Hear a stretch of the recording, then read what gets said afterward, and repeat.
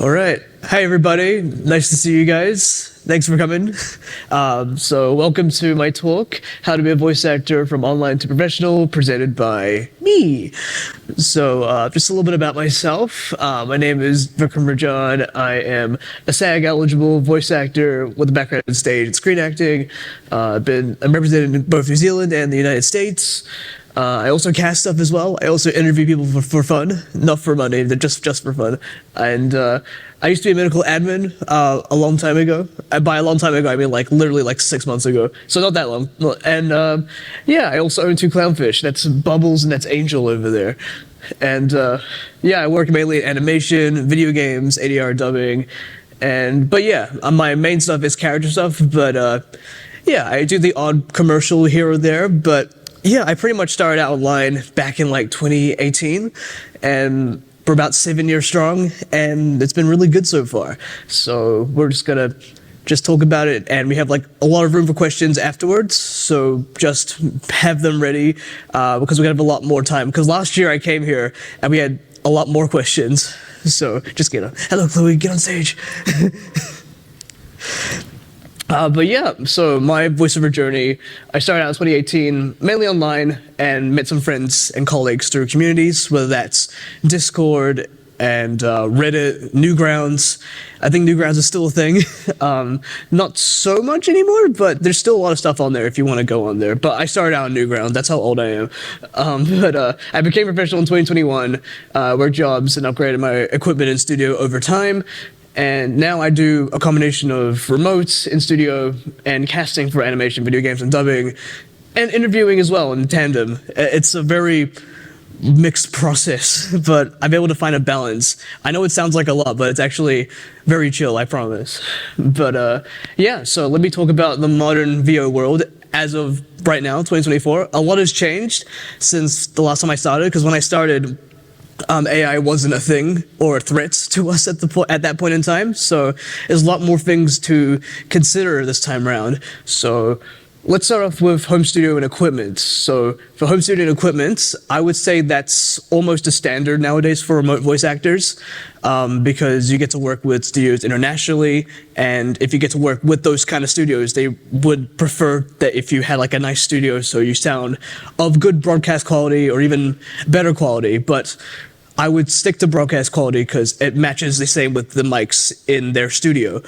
And yeah, the equipment, you could start off small. I say try it before you buy it. So start small and upgrade over time, because if you end up going all out and you end up hating it, it's going to be a real pain to just sell everything or try and get that money back. So if you really like it, just make sure to kind of keep going over time. And because I started out from under the bed, right? I just sat under the bed with the mic, and it was really bad and uncomfortable. And that's why my slouch is really bad.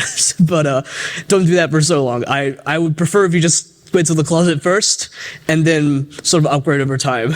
Unless you want to have a nice bad back, but I don't know, maybe, I don't know. But yeah, so next up is demo reels. There's different genres. There's for animation, video games, commercial, creatures, audiobooks. There's many genres. So I would say the main ones are animation and commercial.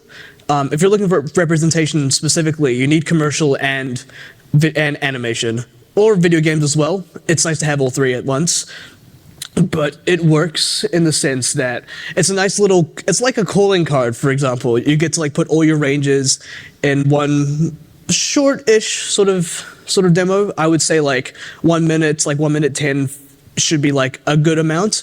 But if you're super famous, you can actually break the rules a little bit, because I've heard really famous people be 2 minutes, and that's insane, but it works for them. But it's still good. But yeah, just make sure before you make your demos to get a lot of practice and coaching in, especially if you're starting out, because demos are really expensive to make. So if you make a demo and you spend all the money on producing it and you outgrow your demo quickly and you have to make a new one that matches your skills, you have to pay all that money again. So please put effort and time into honing your skills, honing your craft, and eventually when you get to the stage where you're ready for a demo, like a fully produced demo, go ham, submit to studios, submit to rosters, and submit to agents if you're at that level. But yeah, it's a nice little calling card of your abilities, and I would say update it every couple years, maybe like 4 or 5 years. But I think the rule is if it books you work, then you probably don't need to change it all that much. But it just depends how fast you kind of grow out of it. Did you want to say something? Yeah, I just wanted to say with your demos, unless don't do a demo until your coach tells you you are ready. That is incredibly, incredibly important. My commercial demo is aimed for the North American market, but it's in my Kiwi accent because that's the coaches I've worked with. But don't do it until they tell you you are ready. And secondly, unless you are incredible and you're like Taika or a unicorn, there are a few of us out there who have self-produced our own demo, who have done our own writing, sound design, editing, everything up to the point of mixing, because I'm really crap at mixing. But I've done all of mine. I'm a unicorn, and don't do it. That is the big thing. Do not do it unless you are that unicorn. I am the unicorn. But yeah, definitely, you need someone to be there hand holding you the whole way along. My commercial demo, I worked with some really big names that some of you are going to go, oh my God, them. So Chris Borders, who did Mass Effect and Dragon Age, helped me on it. Melissa Grillo, who's a massive US casting agent, they were there guiding me the whole way along and telling me tweak it, tweak it, tweak it. Get advice, get people to help you, and don't do it yourself unless you're the unicorn or Taika. I mean, if you're Taika, then I'm not going to say no. but yeah, we already talked about coaching. Okay, so the big one I like to talk about is making connections, but I put genuine ones because you don't want to go up to someone and be like, hey, give me work, give me work, give me work. And you're like, if you're pestering them, they'll remember you, but like they'll remember you in a really bad way. So don't do that. I know it's very tempting to just go to people and just say, hey, give me work, because like I get it. Like, trust me, I understand. The artist's life is full of struggles and a lot of waiting, a lot of rejection. So I get it. I genuinely do. But I would say just be human, be kind. You don't have to be a pushover. Stand up for yourself and don't let people walk all over you. Have that respect for yourself, but don't try to come across as desperate, because if you're desperate, then it'll be very uncomfortable, like, oh, okay, hey, bye-bye. Can I say a point to that? Sure. I was hanging out with Vikram yesterday, and Vikram's amazing at creatures, and I'm not, right? But we were walking past the stall, and Vikram was talking to a guy he met last year, I think at 2023, this GDC, and Vikram was like, hey, dude, do you need character voices? And the guy was like, oh, I don't think he'd actually thought about it, And I think what Vikram was really displaying to me right there is to be like a genuine salesperson, as Vikram had made the connection last year. The guy knew him. They were just talking casually, and the guy was talking about his game to Vikram. And instead of Vikram just going, give me work, Vikram was like, oh, I see you're missing this really amazing component of voice acting, which would bring your beautiful visuals to life, because beautiful visuals can be art, but it's playable, it's life, it's fun when you add fun creatures. And so I loved how you did that, Vikram. Oh, thank you. You're like, oh, there's a I see where I can add value, and not promoting yourself, but just going, hey, I'm really good at this, and I think this would make your game, your game great. So I think it's a good way of marketing yourself. So well done, Vikram. I really appreciate that. Make it sound like I'm gaslighting them. I promise I'm not, because sometimes you have to just talk to people. It's like, hey, if you want, because sometimes they'll be like, no, thank you, not looking for voices right now, and you just have to respect that and just be like, but in the future, you never really know. Some people might need voices now, some people might need voices later. It's just a matter of just talking to them and have a conversation first, and if it leads to that, it will. If it doesn't lead to that, that's okay. You can always follow up by email or something, if you get their email or something. But it depends. AI, I won't talk about this much because it will get me angry, and I don't want to be angry today. But just be careful of AI. We do have protections in place. There is a strike going on at the moment for video games against a lot of companies, and there's a SAG interim agreement. So companies, because I'm casting for a SAG game right now, and we are doing the interim agreement and the other protections, so we are allowed to work on that. But in general, for AI, just be careful, because if it just depends where you're at. Because I think AI can do okay. I just prefer not to be in the arts at all, because finding work is hard as it is, and I would prefer not to be cloned, and because like the fun of the work is to do the work instead of letting a robot do it, and you might get compensated later. It's really weird, but it's like a Wild West kind of stage, so just be wary. And if you feel like suspicious about the studio or anything like that, you can always bust out the AI writer. I just do that naturally for everything, just to make sure we're on the same page. And if they don't sign, and usually it's no problem, but if they don't sign it, then honestly, I don't know what to tell you. They're probably not a good person to work with anyway, if they just wanted to secretly clone you the entire time, And if I can add to that too, as voice actors, we talk a lot. We are gossips. If you screw us over and you do TTS, machine learning, or AI with our voices, with our IP, without asking us, be prepared for the bitching. You will get it big time, and no one will work with you. Yeah, we will speak. We will talk. Whether that be Our job. It is our job. Whether that's on socials or behind the scenes, you just want to be careful.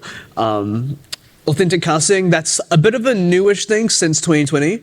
So as someone who is a person of color, I understand why it exists, and I'm really grateful that it does. But it's just something to be aware of, because sometimes if you take a look at characters, the director or whoever's casting the project will be like, I would prefer an actor of Asian ethnicity or a POC actor to play this certain character. If it gets to that point, just be like, if you're not POC, or Asian, just sort of skip over out of respect, because like the industry used to have something that people call colorblind casting back in the day, where anyone could play anybody. Right now, we're in a bit of a weird stage right now, so just out of respect for the directors and everyone involved, just be aware of what you can do. And there's a lot of other characters, let's be real, there's like so many other characters, but if you get like a casting list and there's like 7 characters but like 2 are outside your range, it's okay not to audition for those 2. It's all good. The work will come more in time, it just depends, but it's just something to be aware of. It also applies to sexual and gender identity too. That too, yeah. So if you are a cis-het woman, don't apply for a trans woman role. If you are not part of the LGBTQ plus, I think I've got them all, community, do not apply for one of those roles. Let those people who don't have the representation in our media get the roles and apply for the roles. And yeah, we will, again, we're bitchy gossips. And the last one here, I have a little bit of a social presence. I said optional here because I wrote this ages ago, and it's actually aged really well because Twitter has decided to remove the block feature. So, like people who harass people are having a field day right now, unfortunately. But it's really weird. I hope it won't pass, because if it passes, it has to be removed off of the App Store and Google Play. It's a really weird situation, but it's good to have a little bit of a social presence, whether that's on Instagram or Facebook, Twitter, LinkedIn. It's good to like have your name out there, and people will kind of recognize you, and you can kind of socialize a little bit. But I say optional in the sense that you don't have to. You can just work and just for the sake of working, because if you're like constantly online and active on Twitter, which by the way I would not recommend, it is a absolute cesspit. So just have a balance, because if you're in that like echo chamber of negativity, it will rub off on you. I say that as someone who actually has had that rub off on me earlier in the year, and it's not great. It's really hard to get out of there. So just make sure you have that balance of your online life and your in-person life, and that way everything's calm. You don't have to constantly compare yourself to other people, and I would recommend just not comparing yourself to other people in general, because your journey is your own. It will never be the same as someone else's, and if you compare yourself to another person, you're automatically putting down your own journey, because not everyone will have the same journey, especially us actors from New Zealand, because we're at the bottom of the planet, far away from America. Opportunities are scarce as it is, especially for remote. It's at a better place now, post-COVID, but before COVID, it was like non-existent, which is so crazy to me. Because when I started, it was like almost a thing, but now it is a thing. So it's a weird little shift, but just keep that in mind, and and also just don't be racist or homophobic or anything on socials. Just don't do that. If you have opinions that might rile up people, just kind of keep them to yourself. Because like if a director sees that you're being really offensive on the timeline, they may not want to work with you. So just kind of be careful about that. And as Chloe and I can both definitely say, they will look back on all of your socials and look for anything dodgy, because you're doing that with agents, and people will find stuff. That's right. I've just been signing up with a really big agent, and thank you. And they definitely said if we find anything, like really anything political on Facebook, Instagram, Twitter, LinkedIn, whatever, we won't sign you. Like they went through a fine tooth comb across all my profiles for the last few years, and thank goodness, like I really believe, like you were saying, Vikram, like kindness. It's so easy to preach kindness, but it's easy for any of us, and me included, to want to badmouth people online because no one's going to really see us, and it's just easy to put a little tweet out there to get rid of our angst and our anger and our venom and resentment, and some of it's really valid resentment that we all have, but putting it on social media can really, like, even years down the track, there are consequences. We're dreaming if there aren't consequences. And, if I back, as an 18-year-old was really angry about something or something political, American politics, which aren't any of my business, whatever, they could look back at that and go, oh, well, we're not, like as a 31-year-old, so definitely things have consequences. And and Vikram and another voice actor I know, there's another voice actor I know who got flayed alive on social media, on Twitter, about a particular role that she did. And like, she got so depressed, she almost committed suicide. And I just thought no amount of hatred at her is worth that, and so I think just being really kind, it seems so basic, but I feel like so thank you for bringing up that point, Vikram. No worries. It's really hard. It's really easy to like hide behind a screen and just attack people. But when you meet people in person and you get to know them, it's a totally different story. But just treat people as people, and you'll never go wrong. And if they decide to be a dick, then that's on them. It's not on you. But yeah, what do studios want / look for nowadays, and what can you bring to them? So sometimes a lot of studios post remote, they're actually looking for people like us. Oh, what just happened? Oh, just on there. Never mind. I'm going crazy. But yeah, what they kind of look for, like sort of gaps in the market. So I'm someone who's Indian and New Zealand, and there's not a lot of people like that out there. So in a weird way, I've gotten really lucky over the past few years. And sometimes it's just the thing that you need. And it can be a case of, who sometimes, but as long as you're just a kind person and you just kind of work your way through, eventually you'll kind of get to that point. And the more gaps you fill, not for like just to be like a diversity hire, but like as a genuinely good actor, that can sometimes just be your foot in the door that you need. And you can make your way to the bigger projects and all that kind of stuff over time. And it's all about like starting small and working your way up. But getting that foot in the door is very hard. But, as long as you're easy to work with, you're kind, and not to fill a role specifically, but if you just somehow are the right place at the right time, it just works. Like, I cannot tell you, like, it really is about timing sometimes. It isn't always about, whether you're the best actor or not. It can be a case where it's like you be so good that they can't say no. It definitely can be like that, but I think personally it's the right time, right place, and whether you're able to, in a non-horrible way, capitalize on that and sort of bring yourself up along with your agent or studio or your peers. And yeah. And also, I've heard that often enough that when they're casting, they'll have people that they've worked with before who have been incredibly nice to the security guard, to the reception, to the production assistant, all the low people, and they might not be the best actor in the world, but they'll have someone who is really incredible actor, absolutely amazing, who's an asshole. And who are they going to work with? The person who was nice to you. And the biggest thing that you always need to remember is that production assistant, that's just bought you coffee, you say thank you, you treat them nicely, because in a few years' time, they may be a producer doing that hiring decision, and you want to be someone that they go, when I started out, they were really nice to me, and I want to work with them again. So yeah, it's being nice. I mean, everyone I've worked with has always said that. Jennifer's always said that. All the people have coached with have always said, be a good person. And that gets you work. It really does. Just be nice to everybody. Short and sweet. And we push the button. Okay, very, very short and quick.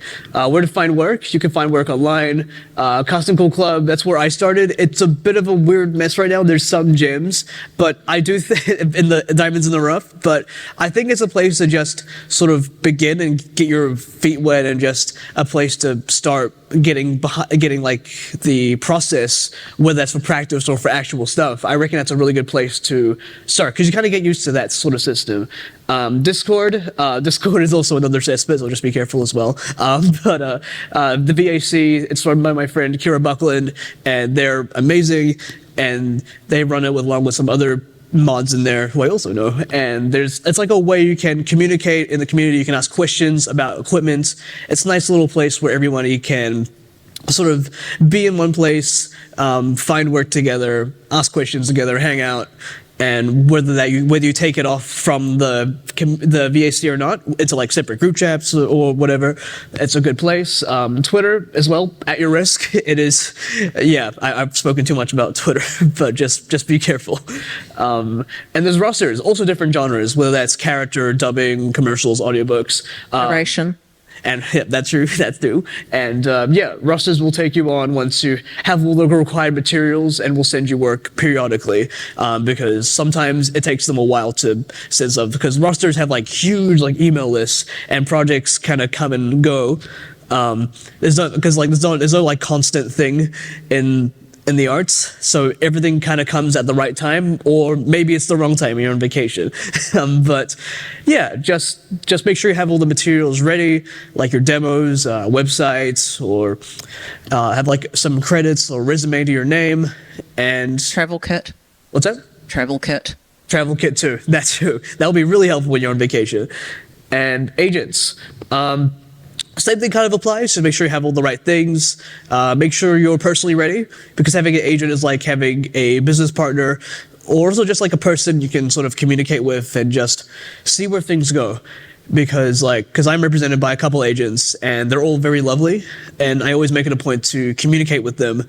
Because when you sign off with the agent, maybe it's like the biggest agent in the world, or because one of my agents is like one of the top 5 in the US, I think, but there's like agents with like big lists of big people who you may have heard before, and sometimes they'll only prioritize those people over to the new people.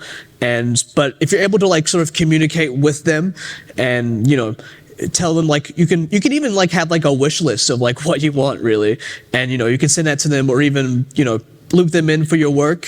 That goes a very long way, and just kind of keep in communication, because if you keep that communication with them, they'll keep you in your mind, and then they'll send out more things amongst the hundreds, maybe even thousands of people they have on their roster and their client list. Yeah. And again, this is where your coaching comes in, because to get in with a lot of these other agents, you need to have a referral, and you need someone who's either been an agent, or who is someone whose position they're going to respect, who is going to say, hey, this person, they're incredible, you need to hire them. So I know of people who've worked in Singapore. I think it's Sulin Chin. Oh, Sulin, yeah. Yeah, so she was trying to get a US agent, could not get a US agent, and there's a AAA role she was up for, and she couldn't get a US agent, and then someone she was coaching with sent in a referral, and like that, the agency picked her up. So this is why you need to build these relationships, because at a later date, you're going to need it. And even then, an agency's going to go, yeah, we love your work. Your voice is great. Love it. Your reel's fantastic. Your body of work's incredible. Your voice print's just like too many people we've got on the books. So, no, sorry. Yeah, referrals go a long way. Also, just make it a point. It's a right way to get referrals. Like, asking for them is a very tough subject, unless you're like really, really close with them. But normally referrals are kind of like offered as like, hey, do you want to do this? And it's like, Oh, yeah, hell yeah. It is possible to, sign up to agents without referrals, but having a referral does help so much, like infinitely gets you, it's infinitely so much better. It's very hard to do. It just depends who you know at the right time. It is possible, again, to just sign up and carry on and get signed. It is possible, but having a referral does help. Do you necessarily need it? Not really, but it does help a lot. Like, you're pretty much almost guaranteed to get in at that point. It just depends who it's from. Yeah, but yeah, like right time, the right referral, and yeah, you'll And be finances of what you've earned. Yeah, that's true. Because all they want to know is what are they going to take? What's the size of that ticket they're going to clip? Yeah, they're very business focused. Like, how are you going to make the money? It's like Shark Tank in a way. But yeah, so now we're on Q&A. Hit me with your questions. Hit us with your questions. I will still use this mic. Could I ask you a question, Vikram? Sure. Have you made your own demo ever? Like, was one of the first, tell me about your Oh God. About your demo journey. All right, so I want to preface this. I was really young at the time. I was like 15. I didn't make my own demo. It was horrible. I still have it in my laptop. It's bad. It's really bad. I sent it off to. I actually did send it off to Big Mouth when I was really young. And Sarah, I talked. Who hasn't? And I talked to Sarah about it, and she was like, yeah, we just laughed about it. I was like, oh damn. And it's like, damn, but like, I don't know. I've had like the audacity. I'm friends with Sarah now, so it's all good. But I was really young at the time, so don't make your own demo unless you're like a seasoned expert at engineering and all that. Although I love that you had the guts to do that. I wouldn't have as a 15-year-old. So well done. No, I appreciate it. You actually put it out there. You didn't just make it and go, oh, I'll wait till I'm like in my 30s and it's really good. I love that you were like, good enough is good enough, and it was amazing for where you were at. It was the best for where you were at, and of course you developed. But well done for not sitting on it. Like, I appreciate it. Put it out there. That's bravery. We won't talk about the tech that was around when I was 15. Oh boy. Like that demo was like, I thought it was great when I made it, but listening back, you're like, it's the same with everything. Like when you sort of make something or do something at that time, it's like you think it's the greatest, but when you look back, it's like, oh, I could have done this better. And in that case, I could have done everything better. I recorded that on the Blue Yeti. There was so much reverb. It was horrible. Oh, I was so tempted. I was so tempted to do a phone, but I was like, I should at least have a microphone. I just happened to be a Blue Yeti, which isn't the best for that kind of stuff, but I just didn't really conceive the consequences at the time. Yeah. But to be fair, it wasn't really a lot. I was a kid, so like it's okay. Kids can be kids, but it's not like you're like, I don't know, like 65 doing that, which understandable, but it just depends. I was still in high school. I was like year 10, so like it's fine. I'm 22 now. It's fine. Still a baby. I have a question. Who are you? Me. Well, I'm a late comer. I'm so sorry I was late, you guys. I've got now it's like my second or third time in being lost in these buildings. But yes, my name is Chloe. I'm a professional full-time voice actor from New Zealand, and I love being in a Vikram Shirley sandwich. Oh, thank you. So good. Shirley and I are like the interlopers to Vikram's seminar. But this is an example of the connections, community relationships that all of us hustle our backsides off, people. In order to get voice jobs, you have to hustle. And all of us coach a heck of a lot. We're in so many workshops. We often meet each other in these international workshops at 5 a.m. in America, and we're like, hey, Shirley, Vikram, yeah. Chloe and I were in one where we got up at, I think it was 4:30, and it started at 5, and it was a 3-hour commercial seat, and we were just. I remember being on with you and Sarah Secor. That was like 3 a.m. Well, Sarah does weird hours, yeah. I had to get breakfast afterwards. I was so tired. I wanted to go back to sleep afterwards. It was very full on. And you did creature voices at that time in the morning. It was crazy. Yeah, God. I just had to be on vocal rest the entire day. Yeah, good. Yeah. Actually, vocal rest is a good one. Rest, people, rest. Yeah. Did you want to? Yeah. Did you want to? I don't know. Oh yeah. So for like the more taxing sort of stuff, because sometimes my natural range is like medium to high, but if you do like, I don't know if this will peak the mic, but sometimes you could do like. It's very like those kind of like it's kind of deep in voices like this, like that kind of vibe. Like that stuff I have to put more effort into sustaining. I can do it for hours, but I will have to rest for hours afterwards. You should only do it for 2 hours because it's stressful, vocally stressful. Yeah. 2 hours max with rests. Absolutely, because it's almost happened. Like it actually did happen. So I was in the middle of uni, and I was doing a performance. I was singing, and I was also doing a session at the time for Creatures. And I did that. Then I decided to practice for singing, and I lost my voice the entire day. The next day, it was awful. And like, I'm so glad I did the job before then. It wasn't today, but yeah. I was hydrating. I had lemon juice. I had the I forget what it's called. It was like that. It's like that Asian honey sort of thing. Yeah, it's so good. Nagim or something, or yeah, everyone knows it, but we will. Pipakau. Yeah, but also Pipakau. yeah, that's the one. Yeah, you know. Got you. But also just a random piece of advice. If you can have a lozenge, but don't have tea afterwards, because like when you have the lozenge, it kind of creates like this weird coating inside, and if you have tea afterwards, it actually makes it worse. So don't. If you have a lozenge, just have a lozenge. Don't have tea afterwards. It's bad. And I'm going to kind of interject on this. So anyway, I'm Shirley. Chloe and I were co-presenters on the remote one. Yeah, Easy knows us. Nathan knows us. Few of you know us. So yeah, I'm internationally trained voice actor. Do games, audio books. Yeah, really. Radio imaging. If you were downstairs before and you heard Kia ora koutou, attendees, the keynote speech is about to start in 5 minutes. Please head to Tawhiri Matia, room E. Please be seated. C'est moi. Walked in. Voice actor. Yeah, okay, cool.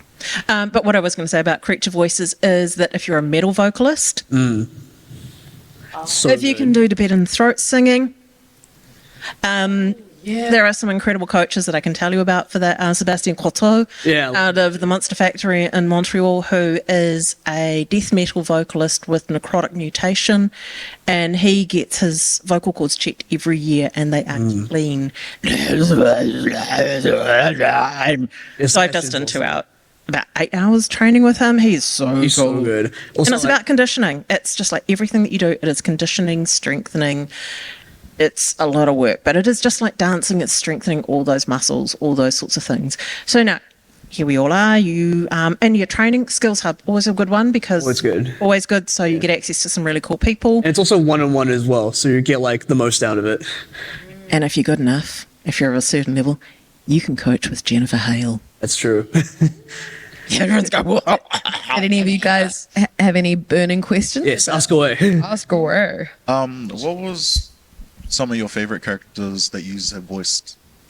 Ooh, what was that? Sorry. What was some of your favorite characters you have voiced? That I voiced. My favorite characters I voiced, or is that what you asked? That's right. Yeah. Oh, okay. I'm trying to think about things I can talk about. Okay. Talk if you want. No, I've got one. I've got one now. So one that is my favorite right now is Bilal from Gin Hunter. So it's an indie game, but like has a big following. Like I get a lot of fan art from my character like every day. It's really wholesome. But he's like this character's like really outside my natural range because he's like very like deep and serious and that kind of vibe. And like he's like wears a mask all the time. He's a very attractive man underneath the mask, I promise. And like he's handsome because I normally play like little creatures, gremlins, like teenagers, bitch boys. That's my normal sort of like range. But he was like really outside my range. He just so happens to be very popular as well. And I don't know, maybe it's because I'm a sucker for all the fan art. Because I keep seeing like fan art of him fighting Liu Kang and Goku, and it's really cool. It's really funny, but like I appreciate it. I save every single piece of fan art, and I actually might be opening up a Streamly very soon once the game comes out. So I've seen some of that. It's really cool. So Some of good. that. Who's your favourite that you've played? Oh my gosh, my memory is, I've got a terrible memory. But my most recent one was, oh gosh, actually it's actually him. He's here. He's a creator who's here. Kane Easterbrook. See you later, you guys. Bye, Easy. Thanks for coming. Nah, cheers, bro. We paid him to say that. Yeah. I play this character who is as yet unnamed. Currently, she's called Jeddah, but she's gone through about 5 different names now. She's in Red Echo, which is by Payson Life Games, and I thought they might have a stall. You'll see Kane around. Beautiful bearded man. And yeah, that was a really amazing. It was just I've never played like a New Zealand. That was the first time in my years of playing like a New Zealand video game character who is the lead in the video game. And you know, she just had some really great like life experiences. She was on a planet, like really afraid for her daughter's life. You know, she just had some great like character motivations coming out. And I'm not a mother, but tapping into, gosh, what am I most afraid of losing in my life? And just, you know, it's such a pleasure to be able to get a real character who I have to dig deep into my soul of going, what do I connect with? Because acting is definitely not just pretending. Although I say to my dad, I'm like, Dad, how do you feel like your most successful daughter out of all 3 of your daughters is a professional liar? And he's like, well, at least I've got 2 other daughters. And I'm like, Oh, damn. yeah. What about you, Shirley? Oh, mine is an absolute toss-up between 2. Okay. So the first one was my first role ever, my first paid role. Robin gave it to me. Yay, Robin. Which is voice acting legend Greta Strong in Great Voice No Training.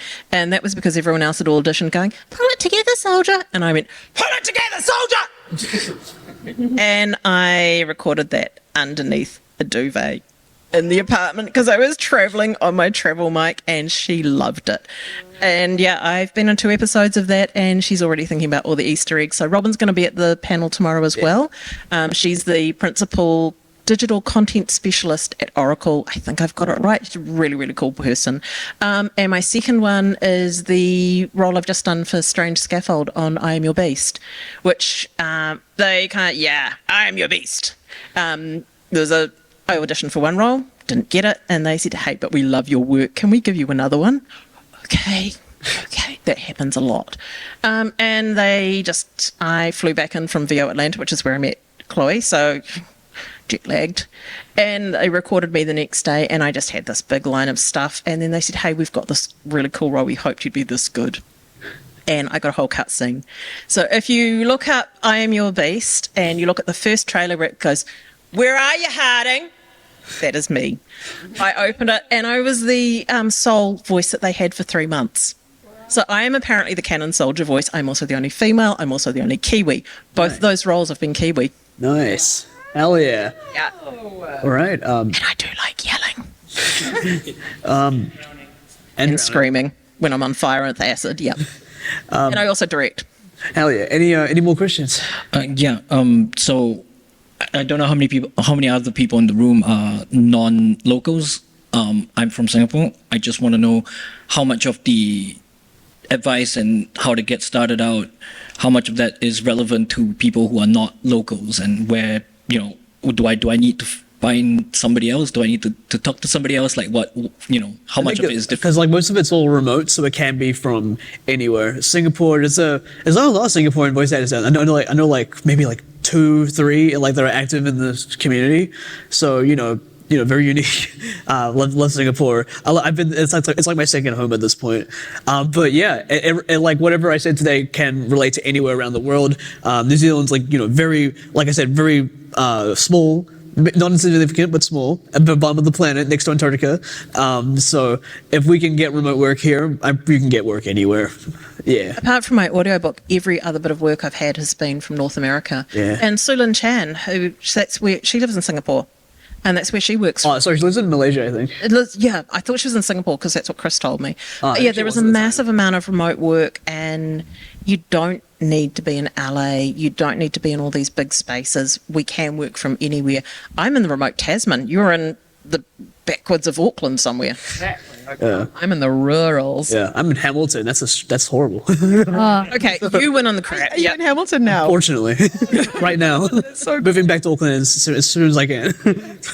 I think like what we've said, I think what Vikram and Shirley and I have all been trained by Americans who work remotely, you know, it works for them, but how much more does it work for us, because they are legally able to work on some American projects where you have to, you know, be legally able to live in America and that kind of thing. Yeah. But yeah, you have to be, I think especially what Vikram talked about, social media marketing and being proactive in marketing yourself is even more like on point for some of us who live like further back in like Singapore.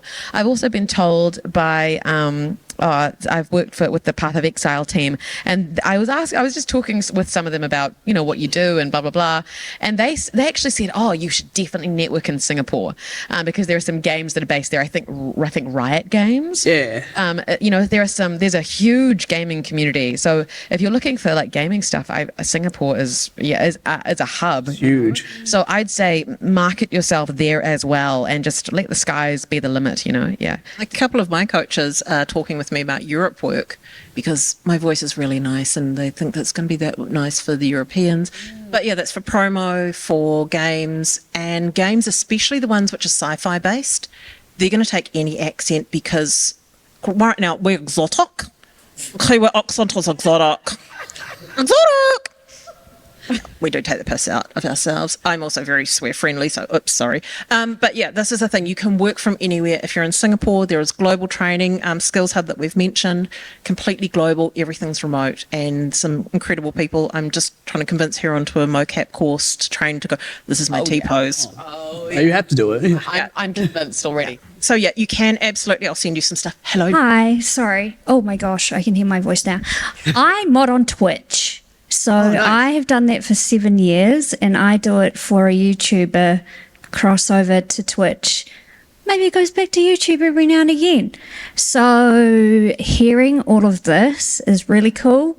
I've been to about TwitchCon about 2016 onwards, and the way that this is all laid out is pretty on par with what's happening in America at the moment. Around, they love our accents and they love us, and we're just nice people. So just keep going, because I think, my face isn't really well known, and I've kept it that way for the last 7 years. But from the heart. So the 2 degrees goes 1 degree. So forgive me if I kind of look at your badges, because that's what people do. Yeah, so And yeah, so hi. hi.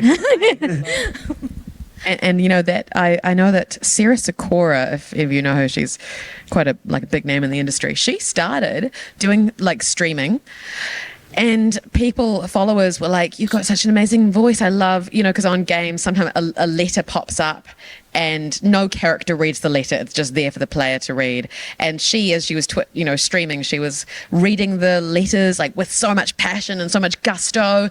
And all her followers were like, oh my gosh, you should do this for a job. And so she started training, and hey presto, she's made it to the big time. Yeah, and she's the big time. 100% remote as well. Yeah, that's right. I don't think she's ever been in studio. She's like 100% remote because like she's disabled, so she can't really go in studio. It's gone to that point, but she's 100% remote and she's doing amazingly. Yeah. It's just a matter of just sweet talking the agents, sweet talking Atlas, really. And like you said before, Vikram, being so good that people can't turn you down. Like Steve Martin, I think, when someone said, how do you get as good as you? They were like, he said, be so good, they cannot look past you. So I think, you know, what you were saying, Vikram, is like, yeah, just be so professional, and talent won't get you as far as you think it will. Yeah. It won't. It will not get you as far as you think. You have to be so talented. You have to be amazing. Oh, timing? 5 minutes. Okay, Vikram. Oh, thank you. Do you want to like open it up to any more questions? Yeah, please do. We'll just quick fire around. Yeah. Hello. Hi. Hey. I just want to ask a question in regards to when it comes to studios providing feedback or points of reference to you, or any direction in general.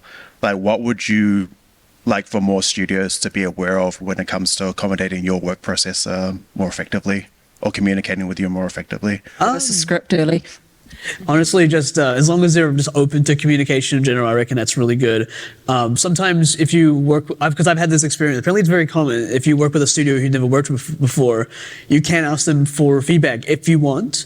But yeah, as long as you're open and you're honest about it and you're polite about it, you can get feedback, and it's just a matter of just staying in touch and communicating. So that's with email, mainly email, really, but yeah, just talk to people, and they'll probably talk back, and and also just keep it within like business hours, because when we talk to email someone at our time, it's probably like 3 a.m. in the morning or something over there. So as long as if you can like schedule out, to be like, I don't know, maybe like middle of the day, they'll probably see it. So yeah. I think what communication between collaborators on both sides, creators and the actor, is really important. Really, really important.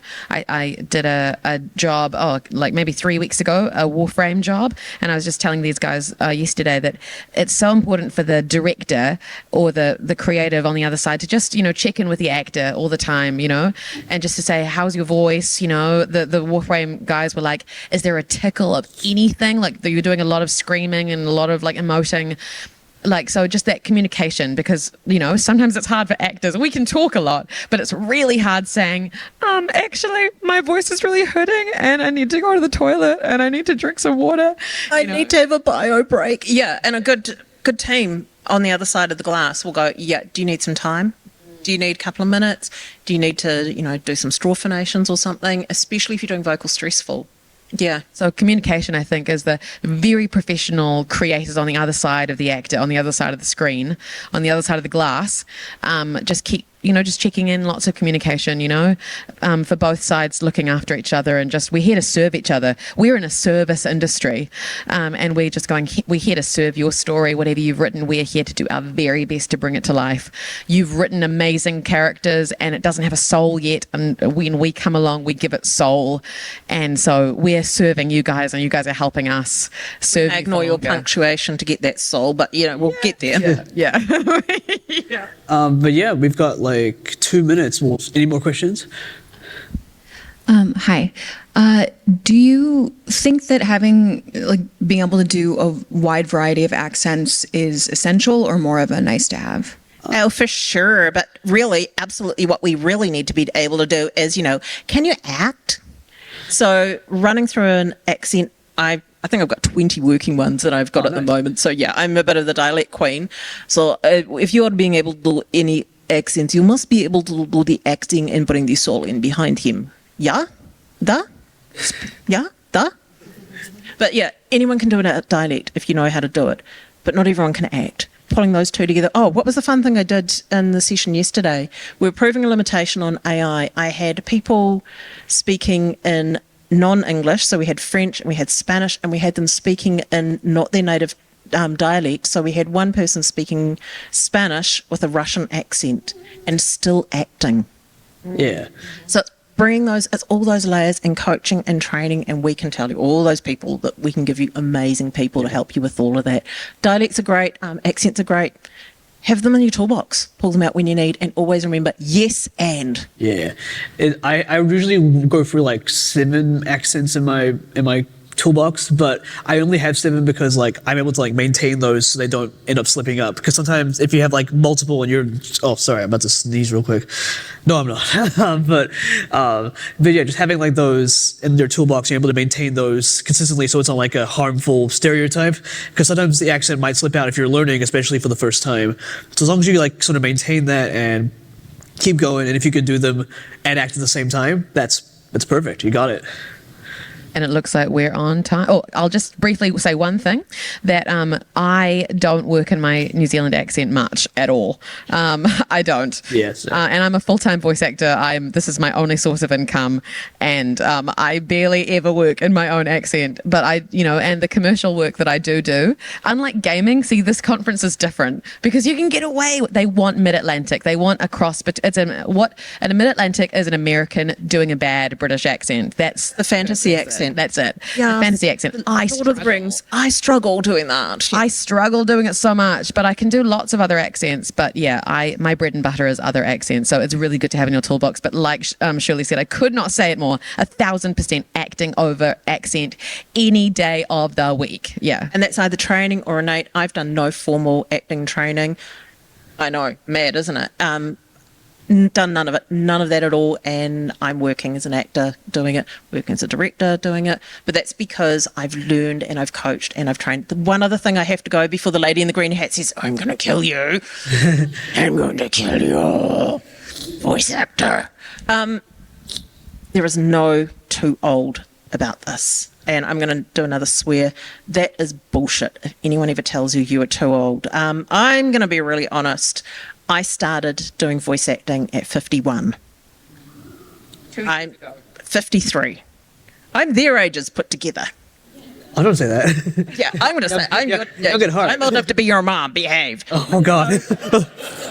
Yeah, that's the thing. There is nothing. You cannot start this too late. And I always look at Anne Dowd from The Handmaid's Tale and things like that. When she finally became successful working full time as an actor, she was 58. And that is my mark. I want to get that before 58. I got a good couple 5 years still. Just 5 years, yeah. thank you so much for Vikram for letting Shirley and I come in course. so late. Thank you guys, and thank you guys for doing the tech. You're amazing. Thank you. And yeah, come up and ask us any questions if you find us around the way. Yeah, We're come up to happy us. Yeah, like if you have any questions at all, just find any one of us. I will answer, as long as they're within reason, of course. But Hail us like a taxi cab. Just pull us over. yeah, just give us a tap on the shoulder or like drag it across. But yeah, thank you guys so much for coming. Have a lovely rest of your con.